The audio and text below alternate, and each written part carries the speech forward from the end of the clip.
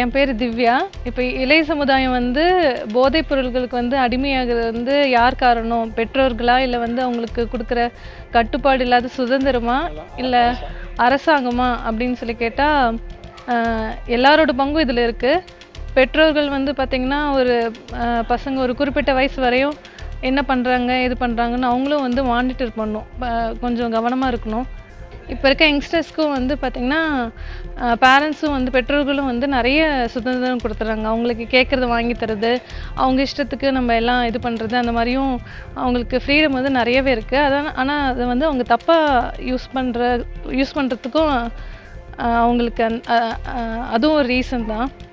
கவர்மெண்ட்டும் வந்து இந்த மாதிரி இருக்கிற அரசாங்கமும் வந்து இந்த மாதிரி இருக்க போதைப் பொருள்கள்லாம் வந்து அவங்களுக்கு வந்து ஈஸியாக கிடைக்காத மாதிரி இருக்கிறதுக்கு அவங்க வந்து ஸ்டெப்ஸ் எல்லாம் எடுத்தாங்கன்னா யங்ஸ்டர்ஸ்க்கு வந்து இது ஈஸியாக கிடைக்காது, அவங்களும் இதை யூஸ் பண்ண மாட்டாங்க.